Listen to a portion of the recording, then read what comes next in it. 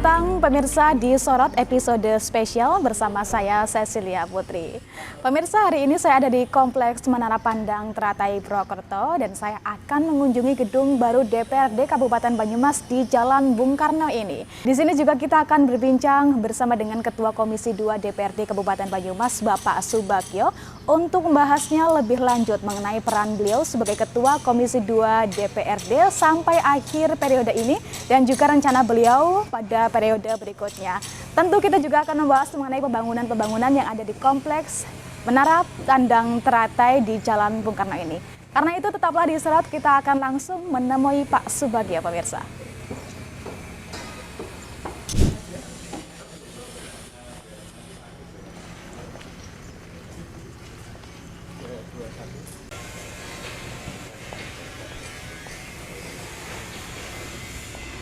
Halo Pak Subagio. Iya, halo Mbak. Apa kabar hari ini Bapak? Alhamdulillah. Sehat ya Pak? Sehat, ya. Semangat nih Pak.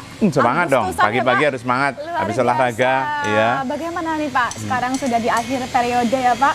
Ya. Dan tentunya nanti juga akan melanjutkan tugasnya nih di periode selanjutnya. Bagaimana Pak? Sekarang mungkin bisa dijelaskan. Ya, pertama puji syukur alhamdulillah ya bahwa kita mendapatkan anugerah dari Allah Subhanahu wa taala, umur sampai saat ini dan pengabdian hingga saat ini bersama dengan 50 anggota dewan yang lain.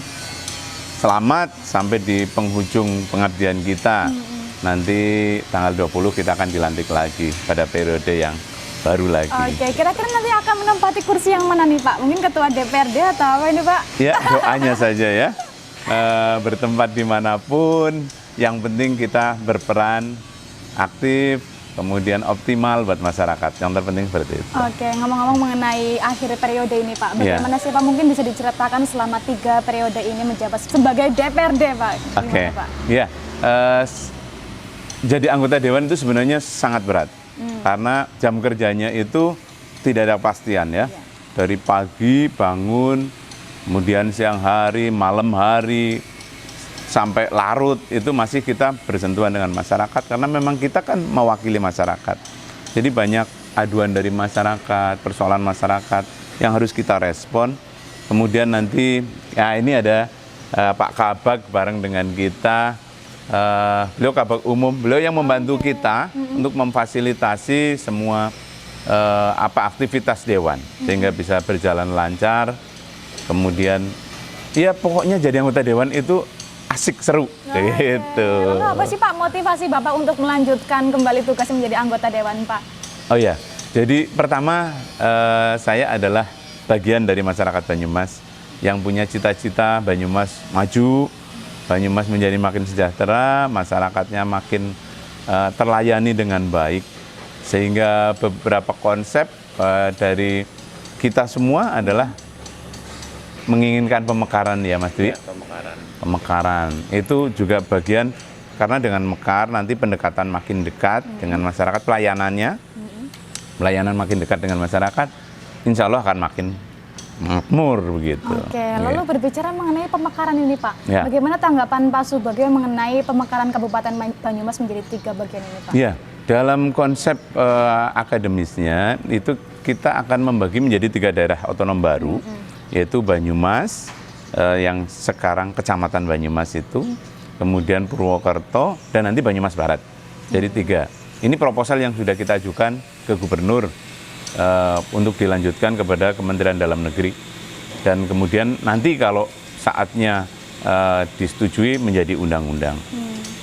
Nah, 3 daerah otonom ini dipandang bisa memenuhi rasa keadilan, yaitu dari 27 kecamatan kita bagi menjadi 3, maka per daerah otonom baru itu nanti kabupaten-kabupaten baru sebanyak 9 kecamatan.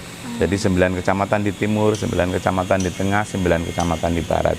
Sehingga nanti yang semula orang Gumelar kalau ke Purwokerto begitu jauh, nanti cukup ke Wangun. Inilah yang dimaksud dengan konsep pendekatan pelayanan, kira-kira begitu. Kira-kira apa saja ini Pak 3 kabupaten yang akan datang? Oh ya, Kabupaten Banyumas itu ya meliputi mulai dari Tambak, kemudian Sumpyu, Kemranjen, kemudian ada Banyumas sendiri, ada Kalibagor, ada Soma Gede, kemudian ada Kebasen dan Patik Raja gitu. Baik. Iya. Mungkin kita bisa lihat-lihat ini Pak gedung baru. Silakan. Oh yang iya, ada di Jalan ini Bukama adalah ini. gedung DPRD yang masih dalam proses finishing. Kemarin sudah diresmikan tanggal Tanggal 31. Iya. Oh, 29. tanggal 29 ya, 29 Juli. Juli. Sama Bapak Ketua DPRD kita, Pak Dr. Budi Setiawan, juga dengan PJ Bupati, Mas Berarti ini Hanung. sudah ditempati atau belum ini Pak? Oh sudah, Oh, sudah. untuk sidang-sidang paripurna. Ayo kita lihat bareng-bareng ke Baik. dalam. Assalamualaikum. Ini teman-teman yang security di kantor kita. Oke. Ini penampilannya. Ini Kita naik ke atas ya. Oke, baik Ya, Pak. ya. Lebih mewah ini ya Pak? Ya, dari yang sebelumnya. tentunya. Ini lebih besar dan ini menyerap anggaran 90 miliar. Oh, Pembangunannya. 90 miliar. Iya. Ini sudah semuanya ini Pak atau masih kurang? Ya, Pak? tahun ini nanti selesai. Kita akan selesaikan kalau sesuai kontraknya di bulan Oktober nanti. Ya, 15 Oktober ya, Mas Dwi.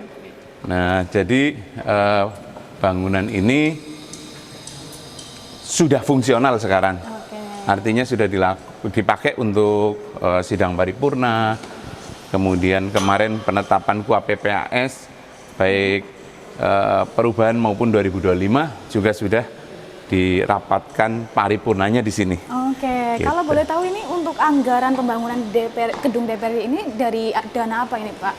Ini dana dari kita sendiri, APBD Kabupaten Banyumas, yang memang kita rencanakan untuk meningkatkan pelayanan kepada masyarakat. Karena kita berada di gedung DPRD yang sudah begitu lama, Iya. iya, sudah berpuluh-puluh tahun. Dari awal ya Pak? Iya. Ya. Ini Mbak, ini adalah ruang Ruang. paripurna. Oke, berarti semua rapat Iya. DPRD ada di sini nantinya ya Pak? Paripurnanya. Paripurnanya. Oke. Jadi gedung DPRD ini terdiri dari ada ruang paripurna, ada ruang komisi, ada ruang badan anggaran, ada ruang badan musyawarah, ada ruang fraksi, dan alat kelengkapan dewan yang lain. Oke. Iya. Mungkin boleh lihat Pak. Ayo Mbak, silahkan. Aduh. Ini berarti sudah sempat digunakan ya Pak untuk rapat apa kemarin berarti Pak? Iya sudah Mbak, rapat paripurna sudah dilakukan di sini. Nah ini ruang bangku-bangku pimpinan dewan, kemudian ini bangku untuk sekwan, Oke. sekretaris dewan. Nah pokoknya ini yang nata-nata begini ini urusannya Mas Dwi Oke, Mulyatno. jadi nanti untuk anggota dewan yang baru akan menempati gedung yang baru ini ya Pak? Iya, Oke. jadi makin semangat ya. Makin semangat ini karena lebih bagus dan Iya. lebih nyaman sekali Betul, ini. betul Mbak. Iya. Nah untuk dana APBD di tahun 2024 ini kalau boleh tahu berapa Pak? Oh iya, alhamdulillah 2024 kita kemarin menutup di angka 4,018 triliun. Jadi kita APBD-nya sudah menyentuh angka 4 triliun. Oke, Iya. dan sebagian besar dana APBD dialokasikan untuk apa Pak? Nah, ini barangkali yang memang di hampir semua wilayah kabupaten dan kota di Indonesia itu masih rata-rata belanjanya untuk belanja pegawai ya. Jadi memang setiap daerah sedang berupaya supaya proporsional belanja itu antara belanja operasi, kemudian belanja modal, belanja transfer itu supaya tidak terlalu jomplang. Ini lagi kita usahakan. Baik. Iya. Nah, kalau untuk gedung ini sendiri menggunakan dana apa Pak? Ini dana dari APBD kita. APBD Iya, juga. APBD. Jadi murni kita nggak ada dana dari mungkin DAK atau DAU yang dipakai, semuanya adalah APBD dari Kabupaten Banyumas. Oke, kalau ngomong-ngomong mengenai dana PEN bagaimana Pak? Oh iya, kalau dana PEN itu kan dana pemulihan ekonomi nasional yang berupa pinjaman sebenarnya ya, pinjaman daerah dari pemerintah, dari pihak ketiga yang difasilitasi oleh pemerintah pusat. dan itu diberikan kepada daerah sebagai dampak COVID-19, COVID-19 dulu. Pemulihan ya Pak? Ya, pemulihan ekonomi nasional. Nah, tiap daerah macam-macam. Ada yang digunakan untuk dana pinjaman bergulir di masyarakat, atau untuk kegiatan UMKM dan sebagainya. Kalau di Kabupaten Banyumas, kita untuk pembangunan destinasi wisata baru di pusat kota. Jadi salah satu contohnya adalah Menara Teratai, ya, atau Menara Pandang. Kemudian ada Mas Kemambang, kemudian ada Madang Maning Park, kemudian ada di atas itu Bukit Bintang. Bukit Bintang. Iya, iya. Jadi ada beberapa destinasi wisata baru. Iya, ya, Pak? iya, betul. Oke, mungkin ada pemekaran juga ya Pak untuk ini destinasi-destinasi wisata yang baru yang Iya. sebelumnya Balai Kemambang, Iya. sekarang menjadi Mas Kemambang. Gitu, betul. Jadi destinasi wisata dalam kota dipercantik Oke. supaya masyarakat makin berminat. Oke. Datang ke Purwokerto, kemudian syukur bisa stay lebih lama di Purwokerto sehingga PAD kita makin naik. meningkat. Oke, baik. Iya. Lalu bagaimana sih Pak kondisi Kabupaten Banyumas ini dulu dan sekarang Pak, perbedaannya bagaimana Pak? Ya, alhamdulillah Kabupaten Banyumas mengalami perkembangan yang cukup baik, cukup pesat gitu. Di bawah kepemimpinan pemerintahan yang lalu maupun sekarang sama PJ Mas Hanung cukup bagus. Artinya bisa kita lihat dari kemampuan keuangan daerah yang setiap tahunnya ada peningkatan-peningkatan. Oke, Gitu. baik Pak. Setelah ini kita akan membahas mengenai tugas Komisi 2 ini Pak, belum Oke, dibahas. ya. Tapi saat lagi ya Pak, karena kita harus iklan terlebih dahulu. Dan bagi pemirsa Banyumas TV juga jangan kemana-mana karena kita akan kembali usai jeda pariwara berikut ini.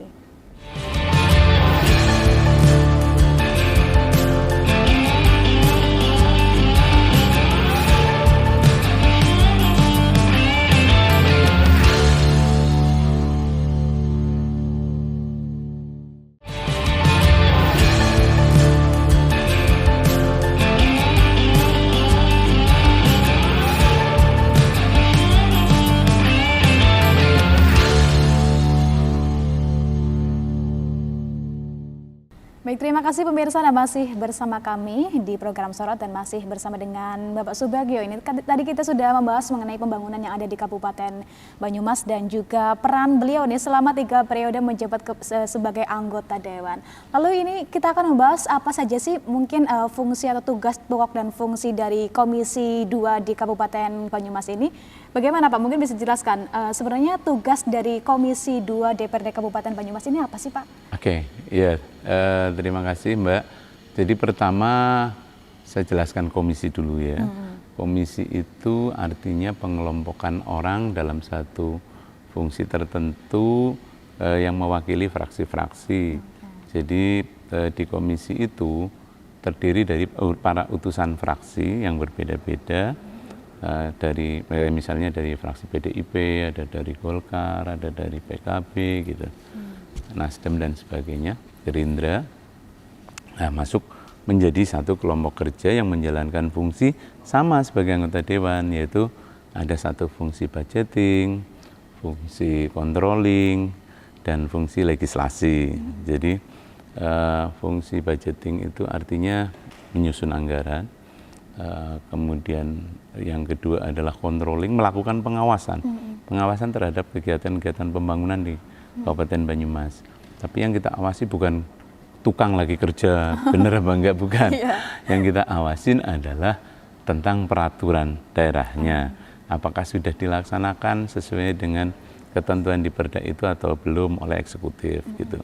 Kalau sudah, maka kita dorong untuk supaya lebih bagus. Kalau belum, berarti kita ingatkan supaya kerja eksekutif itu sesuai dengan peraturan daerah yang sudah kita buat. Kira-kira. Oke, jadi untuk fokus di Komisi 2 tahun 2024 ini apa Pak? Oh ya, mungkin sebelumnya saya ceritakan juga ya. Baik. Jadi Komisi 2 ini komisi pembangunan, yaitu lebih berbicara bagaimana proses pembangunan di Kabupaten Banyumas. Sehingga kita mempunyai mitra kerja itu Badan Perencanaan Pembangunan Daerah atau Bapeda dan Penelitian Pembangunan atau Bapeda Litbang, kemudian PU, Pekerjaan Umum, Dinperkim, Dinas Lingkungan Hidup, kemudian Dinkominfo, kemudian Dinas Perhubungan, Dinas Pertanian, Dinas Perikanan, Peternakan, itu Banyak menjadi tuh ya, mitra Mas, kita. Iya, banyak Mbak. Jadi seru kalau Komisi 2 itu. Nah, yang kita lakukan misalnya terkait dengan Dinas Lingkungan Hidup, kita berbicara kan kelestarian lingkungan hidup itu. Maka kita buat yang namanya rancangan peraturan daerah tentang RPPLH, Rencana Pengelolaan dan Perlindungan Lingkungan Hidup.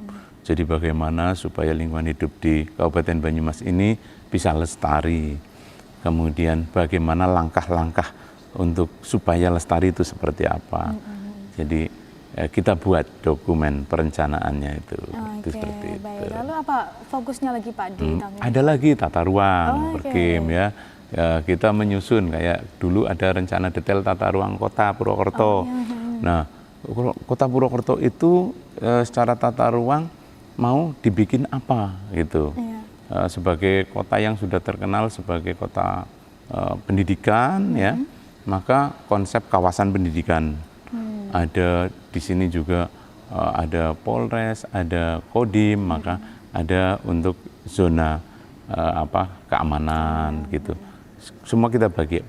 Daerah-daerah itu terbagi menjadi ada untuk daerah untuk konservasi untuk perlindungan ya. Kayak misalnya, wah kita hidup ini kan nggak boleh kurang air, kurang udara. Maka bagaimana sumber air itu harus diamankan. Itulah daerah yang dijadikan sebagai zona konservasi. Kemudian ada yang namanya green belt ya, sabuk hijau. Sabuk hijau itu diperlukan untuk apa? Untuk menjamin adanya oksigen. Karena orang kan tidak mungkin hidup tanpa oksigen. Nah, kira-kira seperti itu, Mbak. Berarti ruang lingkupnya Komisi 2 banyak sekali ya, Pak? Luas sekali. Belum nanti bicara transportasi ya. Benar. Lalu kalau bicara mengenai pengawasan pembangunan saat ini bagaimana Pak yang diawasi oleh Komisi 2? Ya, alhamdulillah Kabupaten Banyumas dinamis. Artinya dinamika pembangunannya berjalan dengan baik. Kemudian kerjasama antara eksekutif dan legislatif. Bahkan secara umum Forkompindanya itu kompak ya, Kabupaten Banyumas. Sehingga kita bisa lihat adanya peningkatan pembangunan di Kabupaten Banyumas. Bahkan ini nanti di tahun 2024 kita akan konsentrasi rehab jalan yang ada di dalam kota. Nah, kayak misalnya Jalan Dr. Angka itu, kan sekarang udah agak sedikit keriting gitu. Wah, nanti bikin mulus lagi. Siap. Nggak perlu pakai skincare ya.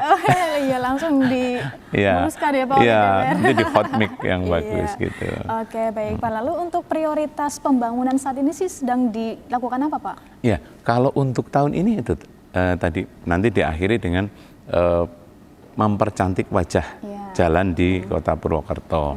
Kalau yang sudah kita lakukan ini antara lain pembangunan gedung DPRD yang seperti ini tampilannya cukup bagus kan. Nah, ini juga bagian dari rencana pembangunan di Kabupaten Banyumas di tahun ini. Insya Allah nanti bulan Oktober selesai. Oke, lalu kalau saya boleh tahu apa sih Pak latar belakang dari adanya pemindahan dari gedung lama ke gedung baru ini Pak di Kompleks Jalan Bung Karno ini Pak? Oh ya, jadi gini, ada kepentingan untuk pelayanan menjadi lebih baik. Intinya seperti itu. Eksekutif juga selama ini membutuhkan ruangan yang cukup representatif, tapi mereka juga ruangannya kecil-kecil. Nah, kemudian Dewan juga begitu. Di sana kan begitu sempit. Kalau kita terima tamu bingung, karena kita hanya punya ruangan yang cukup besar itu ruang fraksi PDI saja. Yang lain kecil-kecil kayak kamar kos-kosan. Kamar kos-kosan. Iya, kira-kira seperti itu.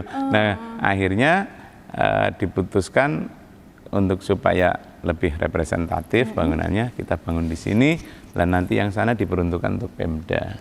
Gitu. Berarti tidak hanya legislatif yang berpindah juga ya, tapi eksekutif juga ada nanti. Iya, ada. Nanti mungkin Pak Sekda bisa nempatin di sana. Jadi semuanya akan pindah di Jalan Bung Karno ini Pak, untuk pusat pemerintahannya? Oh enggak, kalau sampai saat ini pusat pemerintahan tetap di sana gitu, eksekutifnya, Iya. legislatifnya di sini. Pusat pemerintahannya Purwokerto, Iya. kan itu, Iya. kota Purwokerto. Jadi Banyumas itu ibu kotanya di Purwokerto.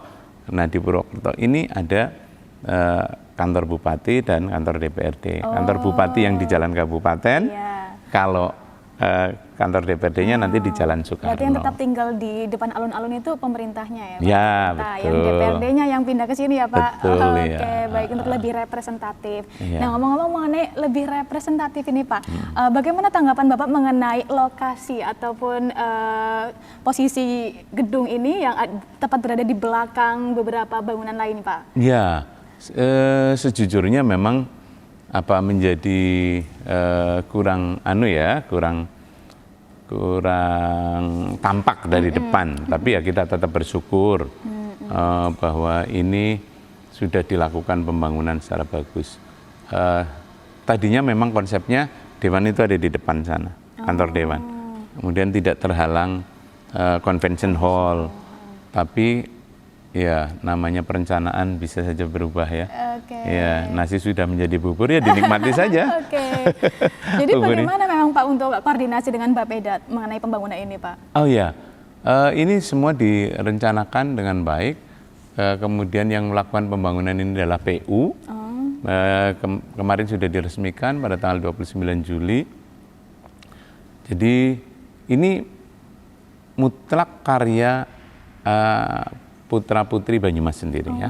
Oke. Gitu, Desainnya semuanya ya Pak, Iya, untuk lokasi-lokasinya. iya, Ada iya. beberapa banyak lokasi di depan Pak, berarti untuk rencananya. Oh iya, Ada Convention Hall, kalau ada Teratai. oh di sekitar sini Iya, ya. di sekitar ini, Di Kompleks Menara. sekitar Jalan Soekarno itu ada beberapa bangunan.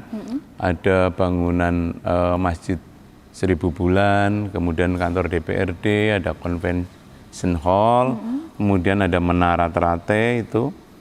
Ini yang komplek kita. Kemudian sebelah selatan nanti ada gedung kejaksaan juga. Oh, nanti juga akan dibangun ya Pak? Dibangun, sedang dibangun di sini ya.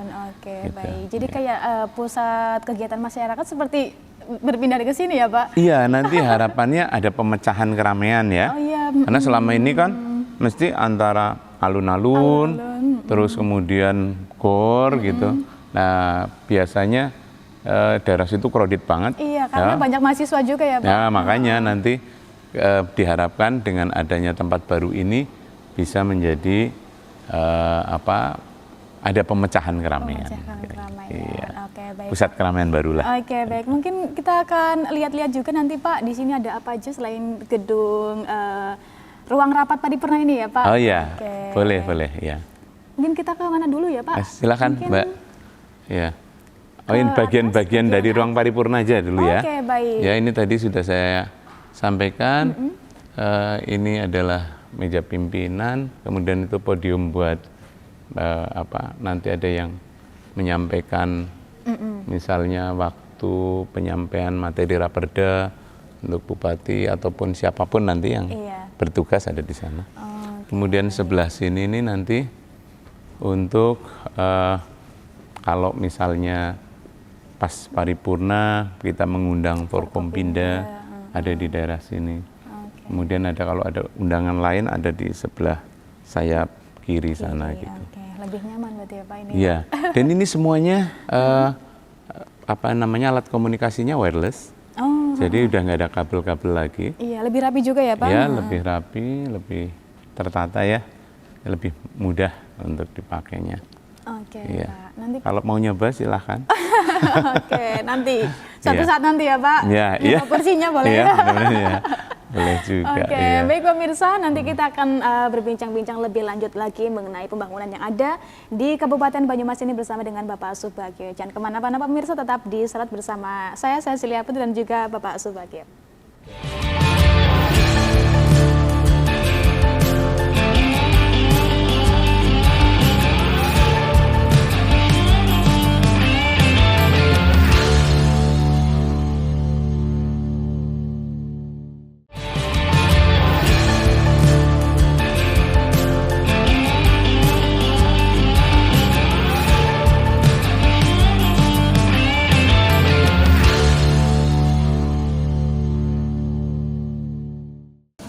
Baik pemirsa, masih bersama kami di Sorot dan sekarang kita sudah berada di rooftop gedung DPRD Kabupaten Banyumas yang baru ini ya Pak. Iya, Dan semua betul. pemandangan terlihat ini dari sini ada menara Iya. teratai, convention hall dan juga masih banyak lagi ini terlihat pembangunan di sini ya Pak. Ya, ini memang lingkungan Jalan Soekarno yang lagi menjadi proyek Kabupaten Banyumas untuk dikembangkan. Itu ada gedung Masjid Seribu Bulan yang masih dalam proses. Kemudian ini ada menara teratai, ini convention hall. Kemudian kita ada di rooftopnya DPRD. Iya. Sekarang ini bisa kita lihat seperti ini kondisinya. Oke, sangat Iya. indah sekali ya Pak melihat ini Kabupaten Banyumas dari Ya, ketinggian ini. Oke Pak, betul. mungkin kita bicara mengenai RPJPD yang Iya. mungkin kemarin sudah dibahas ya Pak. Iya, betul. Bagaimana Pak? Sudah. Mungkin bisa dijelaskan mengenai rencananya apa saja nih Pak untuk Oke. 20 tahun ke depan ini Pak? Iya, jadi gini Mbak, ketika bicara rencana pembangunan jangka panjang gitu ya, 20 tahun ke depan, kira-kira Mbaknya punya bayangan apa Banyumas? Mau seperti apa?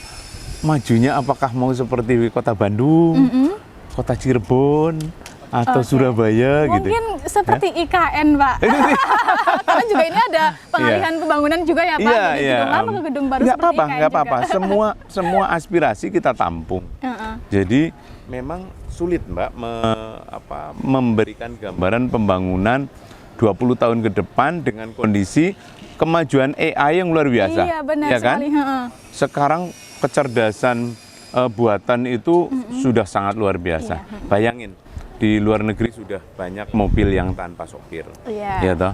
Bahkan motor yang digunakan untuk hantaran langsung tanpa juga driver, tanpa rider gitu. Udah bisa jalan sendiri, drone sudah dipakai untuk pengantaran barang-barang.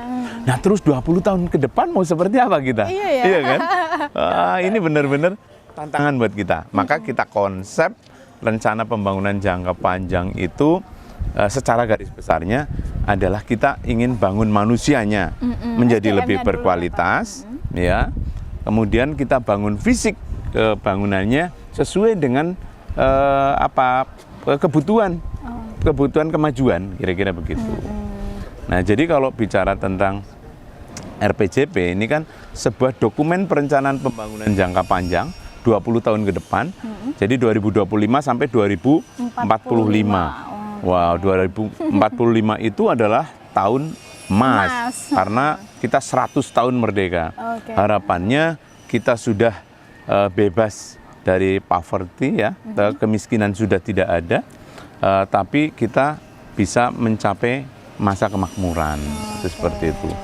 Nah, ketika kita bicara rencana pembangunan jangka panjang itu, ketika bicara elemen yang dibangun adalah sumber daya manusianya, adalah manusia yang berkualitas. Manusia yang berkualitas itu seperti apa sih?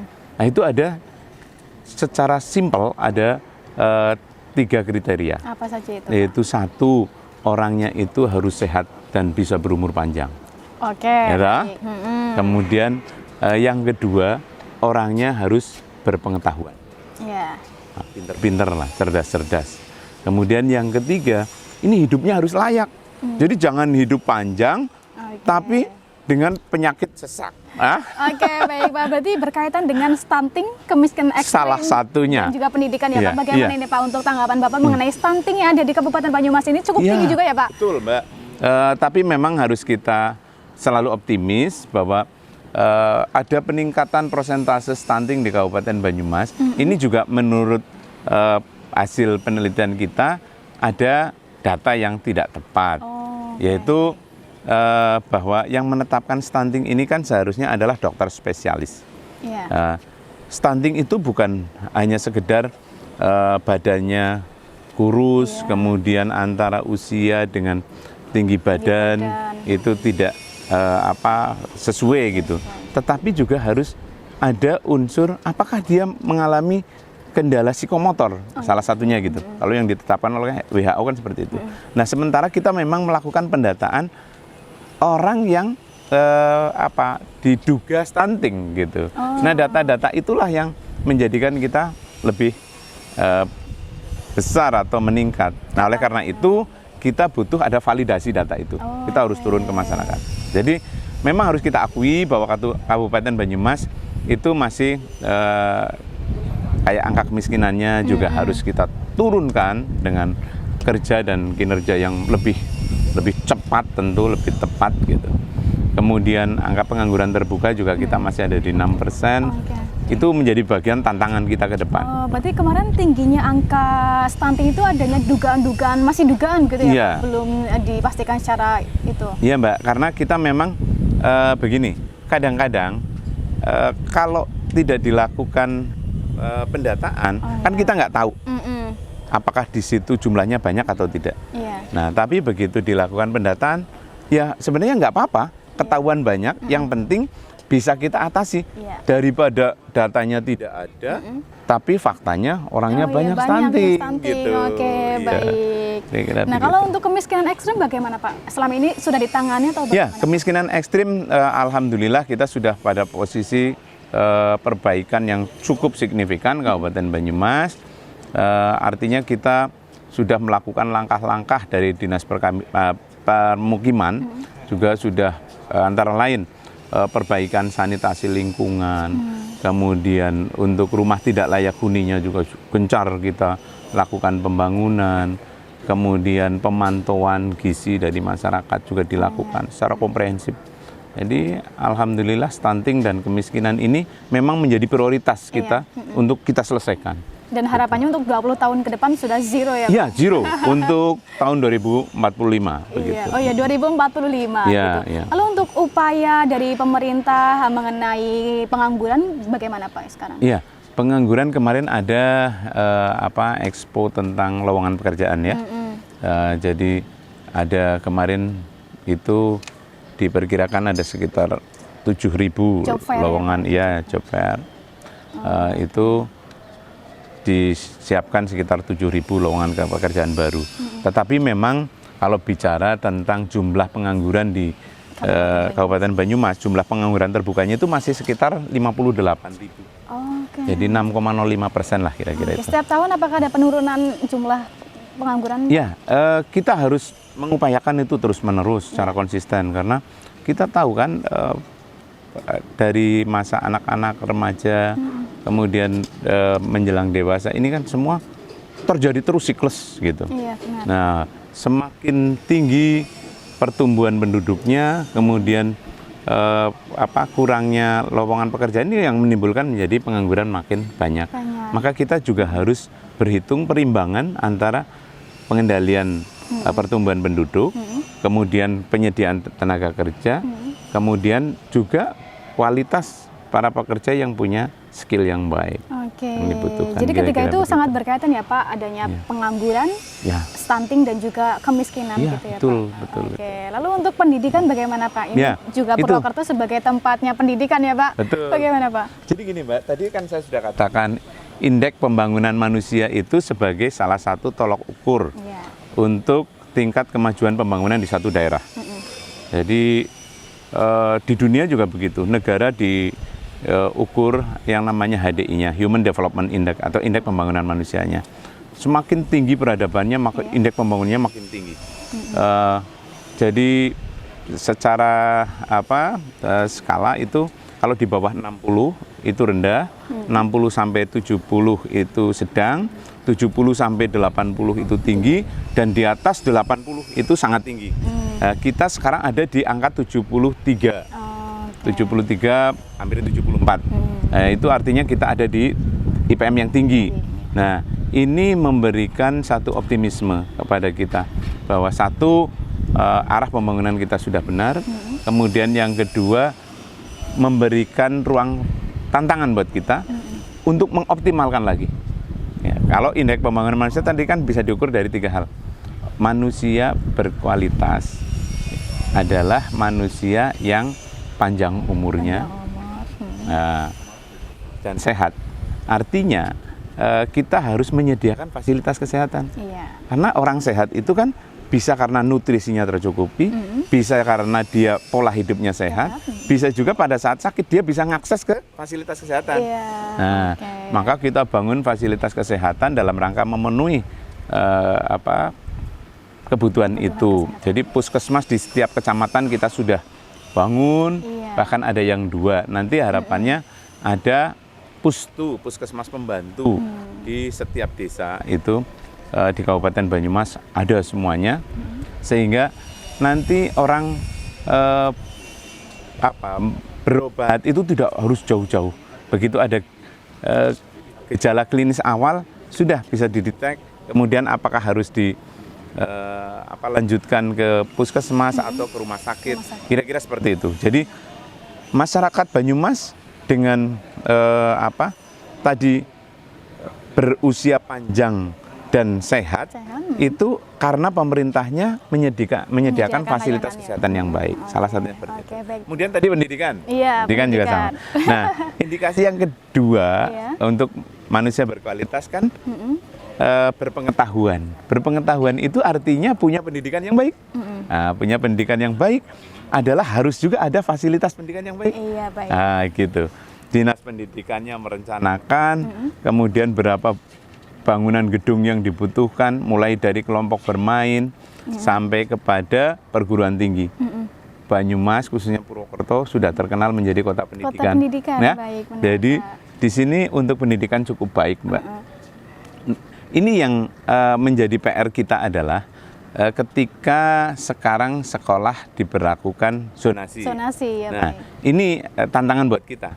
Kita punya bangunan cukup, tetapi ketika zonasi menjadi ada yang tidak terlayani karena jarak kilometernya ke sekolah yang dia mau itu terlalu jauh. Terlalu jauh. Kemudian akhirnya dia tidak bisa ke sana sini. Nah, ini yang akhirnya harus ada fasilitasi dari kita. Menjadi tantangan bagi pemerintah juga ya, Betul, Pak. Oke, betul. nanti kita lanjut lagi ya, Pak, karena Oke. kita harus pemirsa Baju TV juga jangan kemana-mana. Saat ini kita akan lebih mengulas lagi nih mengenai bangunan yang ada di sebelah ini ya, Pak, yang Oke. menjadi ikonik juga di Kota Purwokerto. Jangan kemana-mana pemirsa, tetap di Banyumas TV.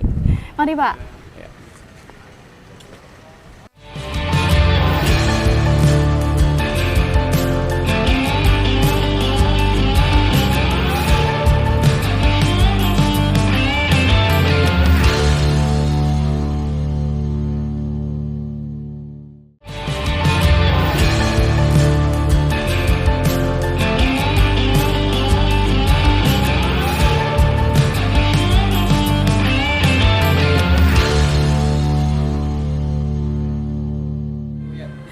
Baik pemirsa, saat ini saya sudah berada di Menara Pandang Teratai ini ya, Ya, Pak. Menara Nah, di sini Teratai. kita bisa melihat nih, Pak, mungkin gedung DPRD terlihat dari ketinggian sini, Pak. Mungkin Ya, bisa kita lihat dulu ya, betul. Pak. Oke, Ya. pemirsa, dari sini kita bisa melihat ini bangunan. View-nya jelas sekali ya. Iya, gedung DPRD yang baru Ini kita di ketinggian 100 meter ini di atas permukaan tanah. Oke, baik Iya. ya. Sambil melanjutkan perbincangan tadi, Pak, mengenai RPJPD ya, Pak, yang belum tuntas ini untuk membahasnya, Pak. Nah, Iya. lalu bagaimana Pak tadi mengenai pendidikan, tantangan dari adanya pendidikan di Kabupaten Banyumas sendiri bagaimana, Pak? Iya, jadi gini Mbak, pembangunan pendidikan di tempat kita itu dalam rangka itu tadi memenuhi indeks pembangunan manusia, yaitu tentang dipenuhinya pengetahuan atau menjadikan masyarakat berpengetahuan lebih baik. Pendidikan menjadi satu keniscayaan dibangun. Karena itu kurikulum yang baik, kemudian pelayanan dari dinas yang baik kepada masyarakat, serta gedung-gedung sekolah yang kita sediakan juga harus memadai. Jadi di Kabupaten Banyumas, alhamdulillah pendidikan cukup bagus. Jadi diharapkan tingkat pengetahuan manusianya itu juga makin bagus. Nah, dan hal ini juga menjadi ini ya, Pak, salah satu upaya memecah keramaian yang ada di pusat sana ya, Pak, karena banyak banget mahasiswa ataupun pelajar semakin tahun semakin bertambah juga ya, Pak. Oh iya, ya. Jadi Menara Teratai atau lingkungan Jalan Soekarno ini memang dibangun sebagai salah satunya adalah berfungsi untuk mengalihkan keramaian ya. Karena selama ini keramaian itu pasti terjadi di sekitar alun-alun, Iya. Purwokerto, kemudian Gor Satria, kemudian di Endang Pangrenan. Nah, nanti di sini menjadi destinasi baru untuk para warga bersosialisasi. Pemerataan juga ya, Pak, di sini iya. ya, Pak. Lalu bagaimana sih, Pak, harapan Bapak terkait dengan kinerja dari eksekutifnya sendiri, Pak? Ya, tentu dengan fakta adanya angka kemiskinan dan pengangguran yang mesti harus kita tekan terus sekecil mungkin. Ini harus menuntut semua pihak, terutama eksekutif, untuk lebih giat bekerja, untuk lebih memperhatikan masyarakat, kesejahteraan masyarakat adalah tujuan utama dari satu proses pembangunan. Jadi kita akan dorong terus supaya masyarakat makin memberikan ruang untuk masyarakat ini tumbuh berkembang. Kayak contohnya misalnya, kita bisa lihat di atas ini, itu ada kolam retensi di sebelah sana. Potensi air di Kabupaten Banyumas bagus. Artinya kita juga punya potensi untuk menjadi pusat produksi ikan. Ya, kayak Kedung Bandeng dulu terkenal menjadi pusat produksi gurame, ikan gurame. Ya. Sekarang ikan nila juga berkembang bagus di sini, atau ikan mujair ya. Cukup bisa hidup dan berkembang biak bagus. Nah, ini juga nanti akan kita mintakan sebagai program yang didorong lebih. Karena di desa-desa juga banyak embung. Nah, itu kalau misalnya kita turunkan benih ikan di sana, kemudian silahkan ditangkap oleh masyarakat gitu setelah berkembang biak. Kalau ikan mujair kan gampang sekali nih. Gampang sekali berkembang biak. Nah, harapannya adalah ada kelestarian lingkungan karena masyarakat saling menjaga. Kemudian ada kesadaran bahwa menangkap ikan itu ya jangan menggunakan setrum, jangan menggunakan portas atau racun gitu. Tapi silahkan dipancing atau menggunakan alat jaring misalnya gitu. Ya, tidak merusak lingkungan. Jadi nanti terus akan terjadi siklus, yang kecil menjadi besar, nah yang besar-besar silahkan ditangkap gitu. Terus yang sambil besar ini kan akan beranak. Gitu. Oke, lalu apa sih Pak visi misi untuk Kabupaten Banyumas 20 tahun ke depan Pak? Oh ya, jadi di dalam rencana pembangunan jangka panjang kita sudah menetapkan visi Banyumas hebat.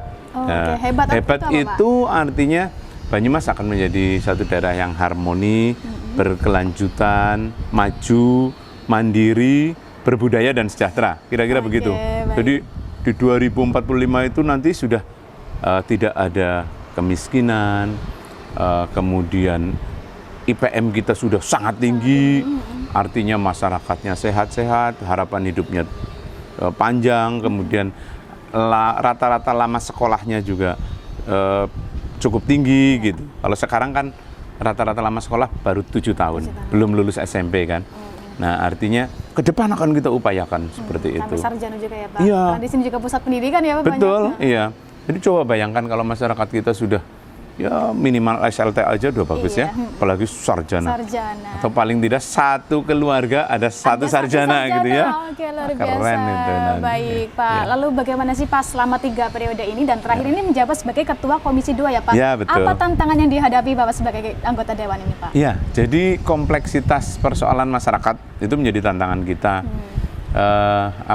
Tentang kesadaran masyarakat berperan serta aktif dalam pembangunan itu harus terus kita gelorakan.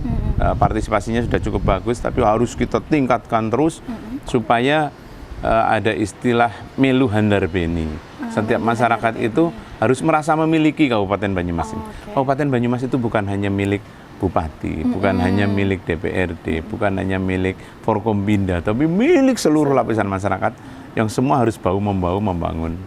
Kira-kira begitu, Mbak. Lalu apa sih Pak rencana Bapak ini untuk periode selanjutnya nih Pak di DPRD Pak?